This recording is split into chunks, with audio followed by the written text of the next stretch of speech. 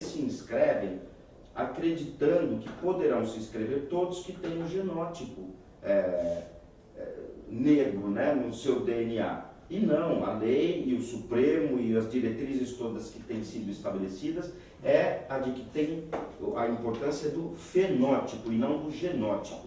Portanto, não basta ter ascendentes negros, é fundamental que a pessoa aparente ser negro, né, negro ou pardo. E é isso que a comissão tem se preocupado. A gente tem focado e tem credenciado a disputar essas vagas as pessoas que aparentam ser negras ou pardas, aquelas que efetivamente terão algum tipo de dificuldade de inserção no mercado de trabalho por conta do seu biotipo, né? Da sua cor da pele, do seu nariz, do seu maxilar, enfim, de todos os outros itens que o pessoal médico nos trouxe, arcos zigomáticos, maxilar, não sei de que jeito, a cor dos lábios, o nariz achatado, o cabelo carapinha, e dentre outras características que são objeto de observação por parte da comissão. Eu acho que já estou encerrando. Fundamental que esta comissão tenha, primeiro, estabeleça com clareza no edital quais são os critérios a serem observados no ato de verificação. 2, então preveja isso no edital. 2, a comissão de verificação é uma das formas, não é a única, mas é a que tem sido adotada pelo Ministério Público. Como isso é um processo que está inserido no contexto de direito administrativo, tem que estar previsto a contraditório e a ampla defesa. Então, aquele candidato que não se conformar com a decisão da comissão, que é uma decisão sempre por votação majoritária, são 3 integrantes da comissão e a maioria que decide. Então, quando o candidato não se conformar com a decisão, ele pode recorrer e vai recorrer para a superior instância prevista no edital. Nós até fizemos um pedido ao Procurador-Geral, porque no edital passado a comissão revisora era os próprios membros integrantes da avaliação, e nós pedimos que tirasse de nós este papel, porque se é uma instância revisora, não pode conferir aos mesmos integrantes revisar os seus próprios atos. Então isso tem sofrido uma série de aperfeiçoamento, né, visando sempre melhorar esse sistema, mas o que eu posso dizer aos senhores, que na primeira comissão que eu presidi,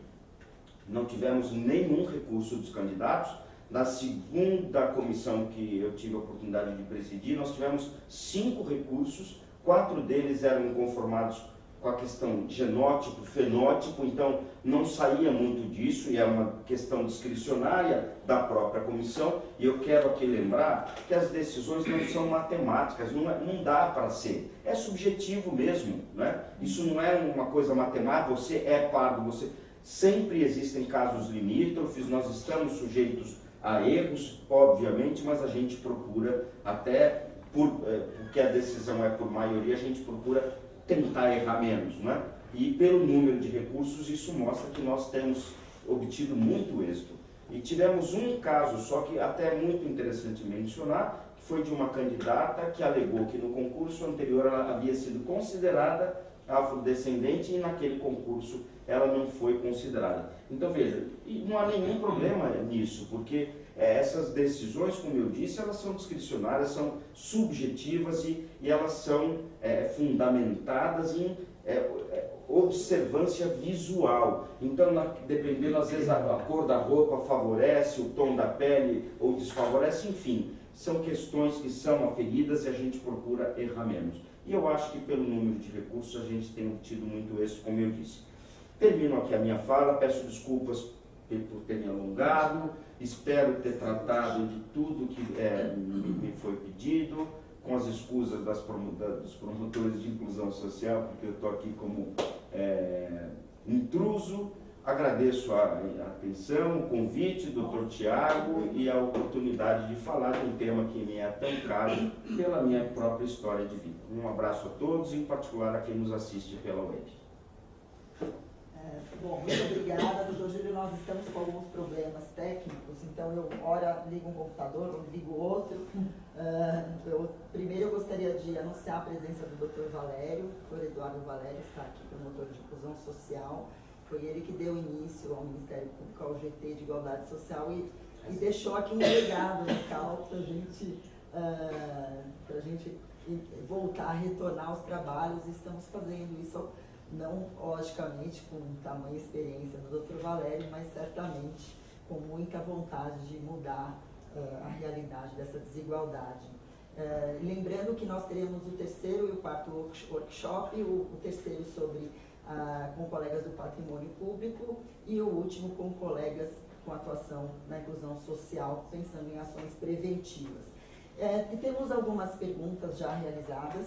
Eu gostaria de trazer a primeira, a minha pergunta, e já vou passar para a leitura das demais, que a doutora Eunice lá tem horário, mas eu queria perguntar, será que o início de tudo já não começa na própria fronteira entre pardos e pretos? Será que essa classificação do IBGE ela já não poderia ser um primeiro passo para alterar isso? Porque o que me parece é que essas fraudes elas passeiam muito do que é o pardo, né? Logicamente que nós estamos falando de fenótipo.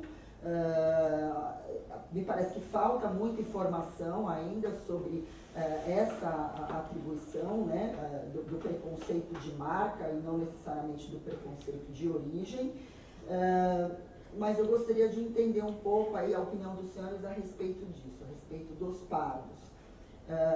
Tivemos muitas perguntas, por exemplo, até agradecendo os colegas que fizeram as perguntas. A colega Mirella perguntou quais são os tipos de fraudes mais comuns, se a doutora Eunice pudesse responder isso, e quais também poderiam ser as consequências para as pessoas que fraudam. Lembrando que nós teremos nas próximos workshops colegas que falarão muito sobre essas consequências, mas trazendo aqui essas perguntas para a professora Eunice.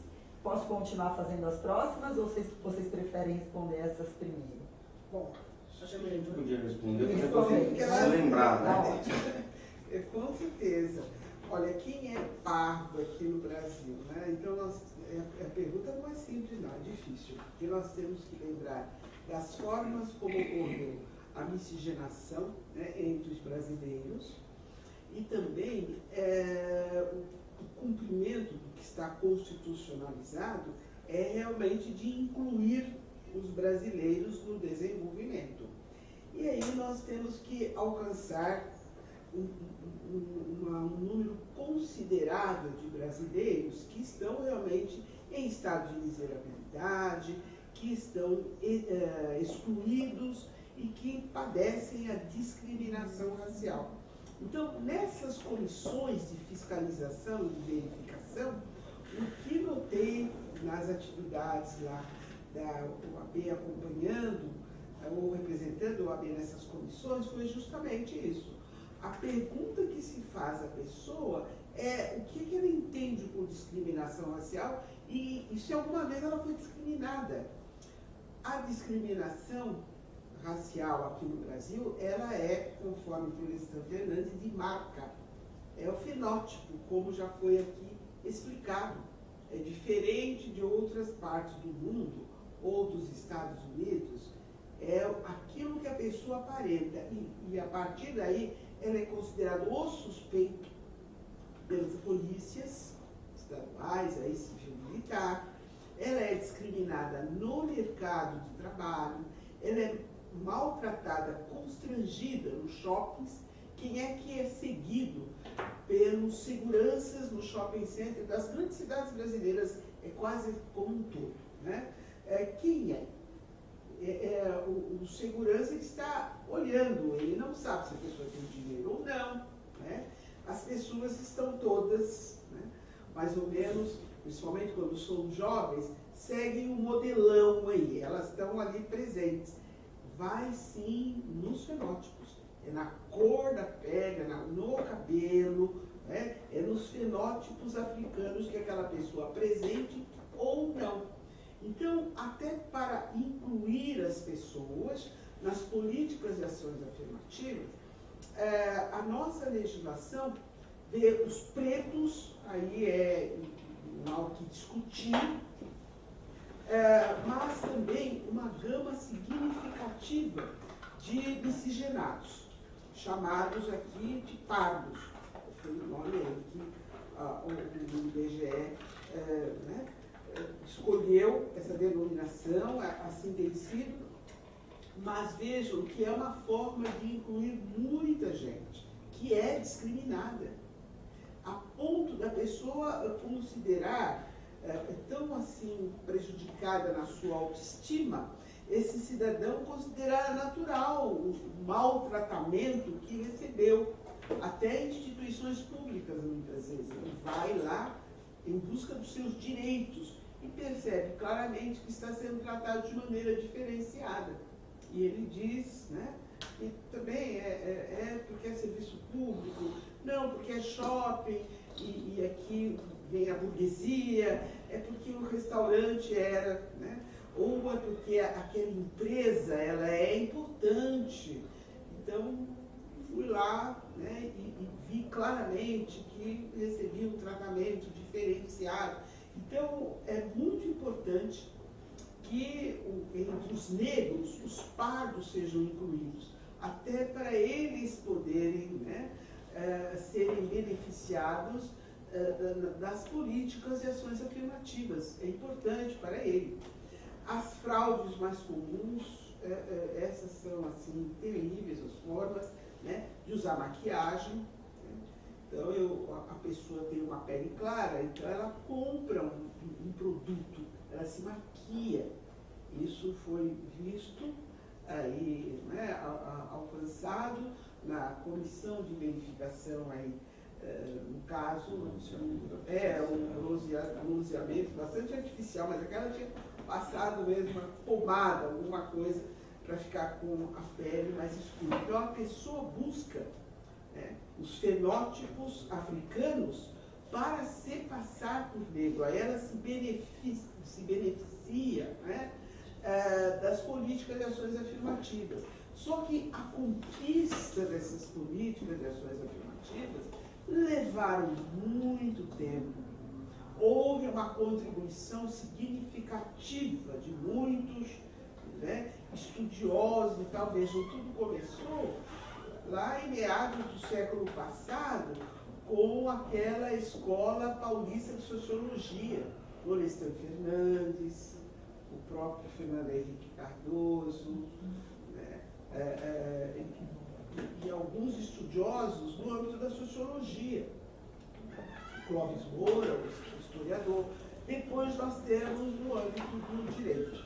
Então já é a busca da criminalização, uma forma, né, de dizer que os males causados pela discriminação racial. Né? Então o ofensor, aquele que está discriminando, está praticando um crime. Provar isso no Brasil foi muito difícil, levou muito tempo. E agora, né, então vejo com muita tranquilidade, alguém vem e se passa, né, por negro para poder ter acesso às cotas. Então, já foi explicado aqui, né, é uma atitude fraudulenta. Eu queria mentirosa. complementar, se a senhora me permite, Claro. doutora Eunice, eu queria complementar trazendo duas informações muito importantes. Há 3 semanas atrás, mais ou menos, eu estive no Centro Cultural, onde estavam lançando, salvo engano, livros de uma coleção chamada Feminismos Plurais. Eu não sei se vocês conhecem, mas tem vários autores, dentre os quais o próprio professor Silvio de Almeida, que o Dr. Valério conhece tão bem. E eu fiquei tão chocado, positivamente chocado, porque o Centro Cultural estava abarrotado de gente, a fila era quilométrica. A coleção é da Djamila. Isso, da Djamila. Quer dizer, não é dela, ela é a coordenadora, isso, e tem vários outros negros que escrevem nessa coleção. Feminismos Plurais, muito interessante, mas o Centro Cultural estava abarrotado de negros e pardos numa fila com mais de 2 quilômetros, querendo entrar para ouvir as palestras. Isso, doutora Eunice, me lembrou momentos tristes da minha história, em que eu entrei pela Faculdade de Direito da USP e eu era o único aluno negro. E eu nem vou discutir por que eu era esse único, porque aconteceu fatos na minha vida que me trouxeram uma oportunidade. Não é porque eu tinha dinheiro, muito pelo contrário. Mas assim, eu era o único de 425 alunos, eu era o único aluno negro. Para não dizer o único, tinha uma menina, duas meninas, que eram oriundas da Guiné-Bissau, que estavam ali, não que tinham passado no vestibular, mas porque o Brasil assinou tratados, enfim, ou convênios de intercâmbio que elas estavam lá. Se eu tive esta situação, imagine a doutora Eunice, né, que desbravou essa representatividade, é por isso que eu faço questão de fazer essa reverência a ela, não é? Então, o que é que eu percebo? Por mais que nós critiquemos esse sistema de cotas, ele mudou a cara do sistema público superior, mudou a cara. Hoje nós temos um número significativo de negros que, além de estarem lá presentes, eles exigem voz. E isto é fundamental para que nós, a autoestima, para que aquele exercício lúdico que eu brinquei de tirar uma fotografia do Ministério Público, que hoje essa fotografia ela é branca, para que nós tenhamos diversidade. E isso só é possível por meio dessas políticas de inclusão, né, políticas afirmativas de inclusão social.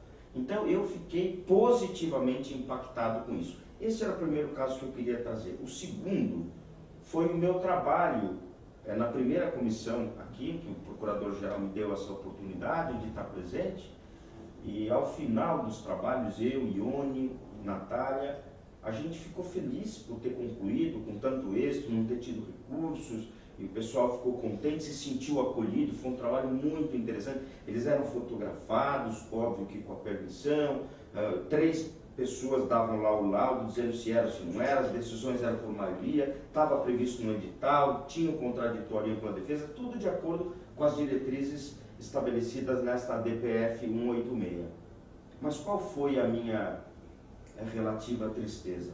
Ao perceber que as pessoas que tinham entrado pela cota, em sua grande maioria e com muito boa vontade, eram pardas. A grande maioria delas, olha, doutor, eu trouxe minha mãe, ela está aí no corredor, olha, minha avó está aí, nega para o senhor ver. Então a pessoa necessitava de uma comprovação de que ela tinha negro na família para ela ser classificada como negra. Então o que eu quero contar com essa história? Que a barreira para o negro, ela está lá atrás. A barreira não está no ensino superior. A barreira está lá atrás.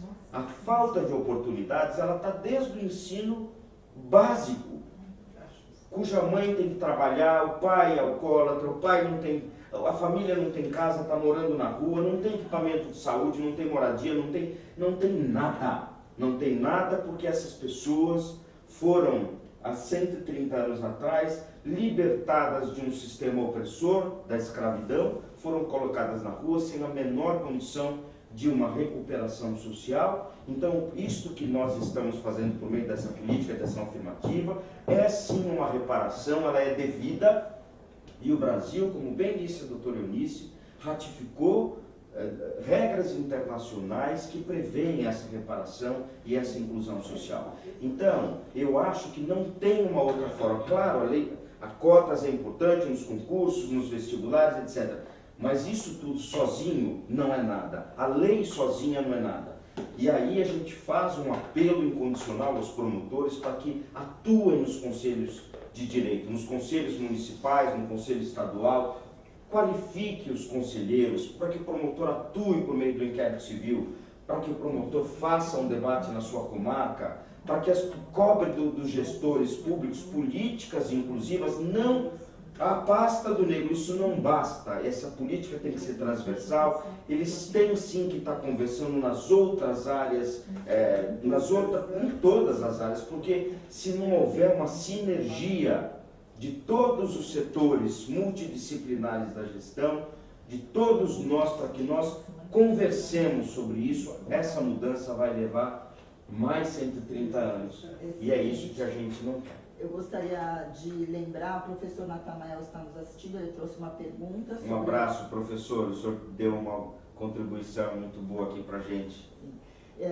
O professor Natanael está perguntando sobre a atuação do Ministério Público na fiscalização desse sistema. Só queria lembrar para quem nos assiste que o Conselho Nacional do MP, mais uma vez, pediu essa recomendação justamente dando aí um norte na atuação do Ministério Público.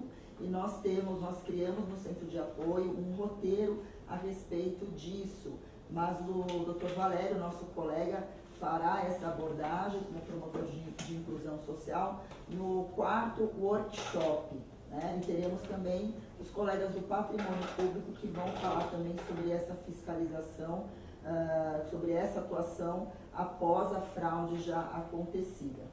Muito obrigada pela pergunta. Eu só vou trazer duas perguntas. A doutora Liliana Mortari.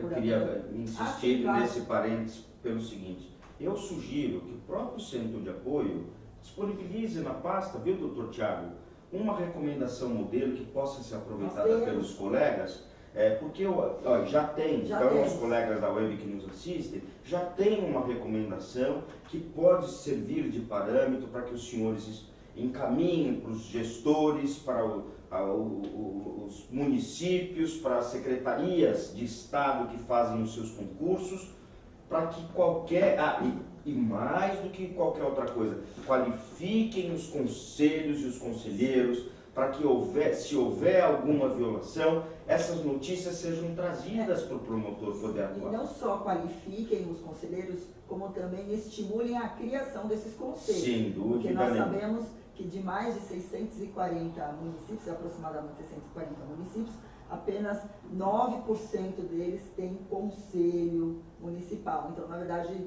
é um passo atrás, né? Precisamos que os colegas também estimulem a criação desses conselhos. Para os colegas novos, o colega Eduardo Valério fez um trabalho magnífico há uns anos atrás, quando estava no Núcleo de Políticas Públicas, sobre como criar um conselho na sua cidade. Eu acho que esse material está disponível na página do Ministério Público, no Centro de Apoio.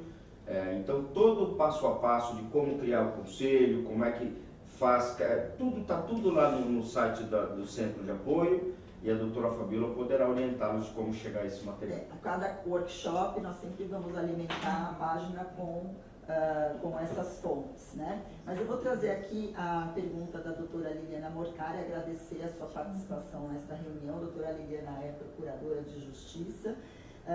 Cumprimentando a todos, aproveita para perguntar quais são as técnicas utilizadas para avaliar os candidatos e se essa avaliação, ela necessariamente sempre haverá uma avaliação pessoal. E depois eu vou fazer já a outra pergunta, que é da Ione, que também faz parte da Comissão de Verificação do Ministério Público, e ela pergunta o seguinte: nas periferias e nas comunidades onde estão o povo negro, muitas vezes não chega ao acesso efetivo às políticas públicas, sobretudo as políticas sociais de saúde e educação. A articulação da Secretaria é um dos caminhos, mas como garantir esta articulação no cenário atual? Vocês gostariam de... É uma pergunta, hein? Uma pergunta, é muita coisa para fazer. Eu posso tentar e vou, se eu me exceder com relação a críticas, me cortem, eu não vou me sentir um pouco chateado com isso. Mas veja, eu acho que a gente passa por um momento muito complicado. Primeiro, econômico, tá certo? Porque na medida em que há necessidade de se fazer contingenciamentos, né? E cortes, o dinheiro é curto e é muita gente para cobrir, imagine o setor que mais padece disso, naturalmente o setor social, a educação, a saúde. Nós temos aí as passeatas que estão reclamando das políticas sociais que têm sofrido, já com um povo sofrido como nós temos. Para quem trabalha aqui no centro de São Paulo, o número de moradores de rua cada vez é maior, o número de famílias morando na rua, com crianças, enfim. Então, cortar verbas públicas já onde já está escasso, é muito complicado. E além disso, existe sim, e aí eu digo infelizmente, aqui é uma crítica minha, não é do Ministério Público, quero deixar isso claro, existe sim, infelizmente, uma voz insistente de ódio, né, contra as minorias, e isso tem sido, como é que eu falo, me fugiu a palavra lá, regido, né, sobretudo pela mídia, internet, enfim, e isso é uma coisa muito triste que a gente tem assistido, e eu lamento profundamente. Justamente porque são as pessoas mais vulneráveis que mais precisam, são as pessoas excluídas que mais precisam de atenção. Então as políticas públicas deveriam estar voltadas para esse universo de pessoas. E não é isso que a gente tem visto. O que a gente tem visto são políticas públicas e movimentos que têm sido voltados para resolver problemas de macroeconomia e não o problema das pessoas mais vulneráveis. Então, se deveriam as secretarias estarem conversando entre si para poder resolver o problema, eu acho que isso fez parte da minha própria fala. Não dá para você fazer políticas públicas engessadas e compartimentalizadas. Elas têm que ser transversais, conversando por todas as pastas para resolver o problema. Acho que isso eu já tinha... Eu concordo plenamente com o Dr. Júlio. Nós, enquanto cidadãos, temos que cobrar mesmo dos nossos governantes eleitos aí, o cumprimento das disposições constitucionais, compromissos internacionais, o respeito, né, a acolhida à diversidade. O Brasil é a própria diversidade, do ambiente à formação do seu povo. Então, somando, já seria uma dificuldade a governabilidade, não seria algo simples. Agora, descumprindo os compromissos internacionais e a lei, lideranças políticas, nós temos assistido, elas andam fomentando a discriminação, tudo isso é muito grave. Nós temos que enfrentar, chamar realmente todos a uma participação política, fazer valer a nossa cidadania. Todo o poder emana do povo. Pois é. Então o povo tem que se movimentar muito nesse momento, porque o povo está sendo desrespeitado. Então não vou esperar acontecer na minha casa, nos meus. Eu sou um ser humano, sou um ser social. Já está acontecendo. Então eu tenho que me movimentar. E se a pessoa não for negra? Imagine só alguém se referir à cidade maravilhosa com 640 comunidades. Rio de Janeiro. Tá mais fácil falar dos outros do que de nós mesmos. Então, é claro que a casa já tinha caído, ia cair, ninguém está bem. Se o outro não está bem, eu também não estou. Então, esse sentido de pertencimento, esse sentido de que somos todos iguais, a dor do outro, eu também estou sentindo essa dor, eu sou igual ao outro. Então, precisamos nesse momento e muito de aliados. Não importa se o cidadão aí é branco ou negro, ele tem que vir para essa luta para que este governo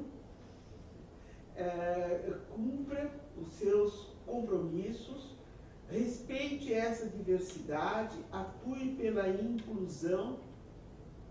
E todos somos sabedores dos dramas econômicos e do desemprego, pois este é o momento de que, principalmente aqueles que estão no governo, venham a público dizer como que estão lidando com isso, como estão enfrentando a discriminação no mercado de trabalho. Então, os movimentos sociais, se eles se sentirem respeitados, ouvidos, já teremos dado passos significativos para uma convivência melhor. A doutora Liliana tinha feito uma pergunta, a gente não respondeu. A necessidade da verificação ser presencial.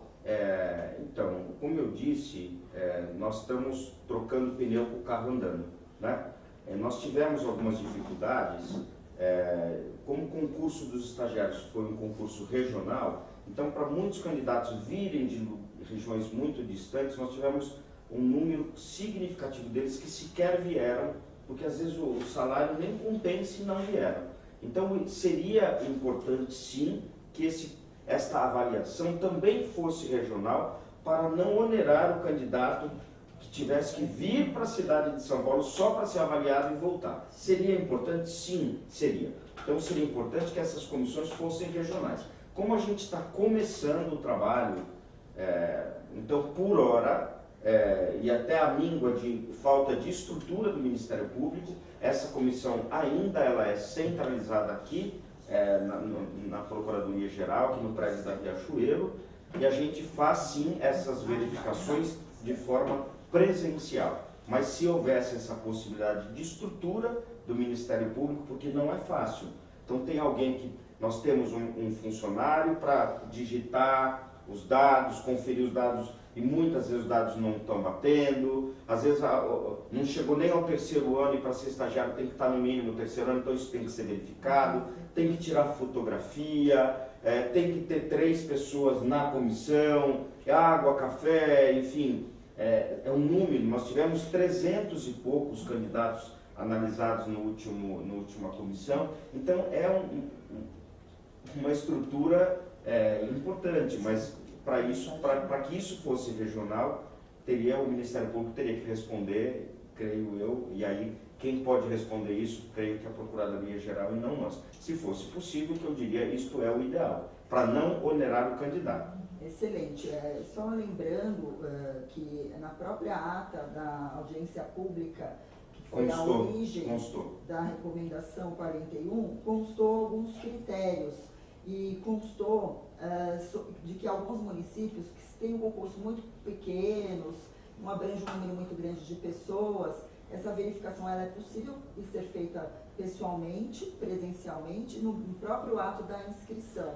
Aí vai depender, eu acredito, do tamanho do concurso e da sua estrutura. Só para complementar, e eu acho que é isso que a doutora Liliana queria saber, claro que hoje a gente tem tecnologia via Skype, então poderíamos até analisar, né, doutor Tiago, a possibilidade de se fazer essa análise do candidato via Skype. Sim. Eu não sei se haveria alteração de tom de pele, se a gente conseguiria, porque como é uma comissão que ela tem como fundamento a observação do candidato, muitas vezes esta observação poderia ser prejudicada ou ser distorcida dependendo da quantidade de luz, enfim. E aí seria alguma coisa a ser avaliada, a ser tentada e conversada com o pessoal da informática, do CETIC, aí eu não sei com quem.